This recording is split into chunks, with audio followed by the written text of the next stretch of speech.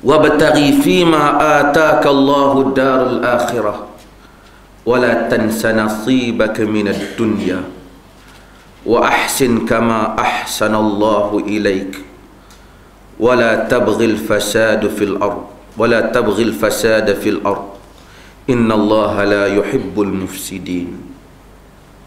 Tuan-tuan tengok ayat ni. Ayat ni asalnya dibaca pada Qarun. Sehingga ayat ni dibaca dalam TV kita untuk kata pada orang Melayu, janganlah duk pentingkan akhirat sangat. Salah tu. Ayat ni asalnya dibaca pada Qarun. Qarun tu bukan dia penting akhirat sangat. Qarun tu pentingkan dunia.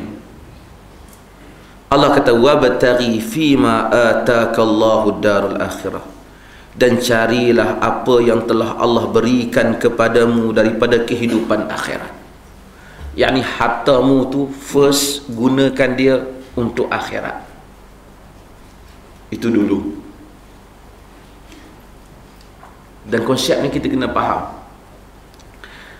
Akhirat luas konsepnya. Awak bagi makan pada anak awak pun akhirat. Awak tolong orang yang susah akhirat. Awak bayar gaji yang betul pada pekerja awak pun akhirat. Awak gunakan ia infak pada jalan Allah, ia adalah akhirat, bahkan ia tuntutan. Sebahagian kita kalau ditanya berapa banyak harta yang dibelanjakan untuk mempertahankan agama Allah, mungkin kadang-kadang sebahagian orang tak ada pun. Saya bukan tak setuju duit bubuhan tabung masjid, saya setuju lah. Tapi kadang-kadang saya tengok masjid hebat benar. Lampu dia saja boleh beli kereta perdana. Sedangkan perhiasan itu tidak disuruh di dalam agama. Ya, lampu tu mahal. Bukan ada apa kesan kalau lampu biasa pun. Lampu mahal, nak mengajar tak boleh.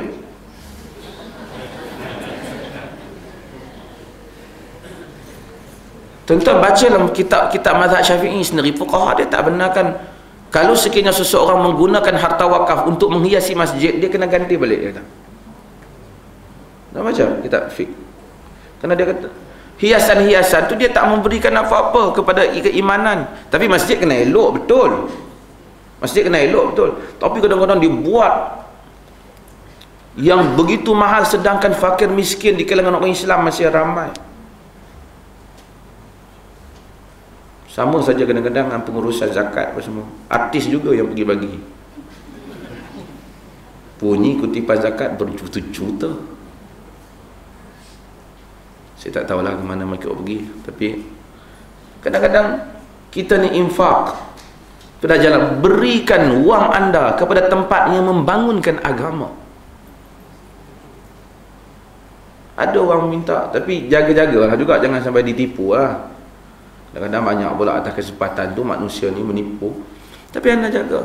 Orang nak sebarkan buku percuma, bagi kat dia. Buku apa anda nak sebarkan? Dia nak sebarkan tentang buku tentang salat Rasul, tentang apa. Berapa kos ada? 10,000 pencetakan, ke saya bagi 2,000. Itu ilmu. Orang baca dapat pahala, anda dapat pahala juga dengan pengetahuan dia. Dan alhamdulillah saya tengok orang Arab di Teluk ramai buat benda ni. Dia suka kalau wangnya diberikan untuk sebar bahan maklumat ilmiah. Cetak percuma bagi ke orang, cetak percuma, maka orang dapat banyak ilmu hadis Nabi, tafsir, banyak-banyak orang dapat. Kita tak suka macam tu. Kita kurang, kita bagi. Tak apalah, masjid tu bukan saya tak boleh, tapi pihak pentadbiran mesti betul lah dalam hal.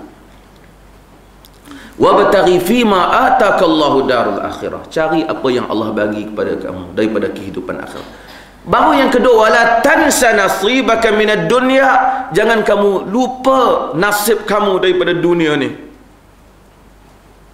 Bukan dia kata carilah harta benda dunia, jangan kamu lupa nasib kamu di akhirat. Dah. Carilah apa yang Allah kurniakan kepada engkau dari kehidupan akhirat, jangan kau lupa bahagian kamu di dunia. Kita sekarang sedang terbalik ni. Dia kata carilah dunia, akhirat pun jangan lupa. Itu world juga, akhirat juga tu.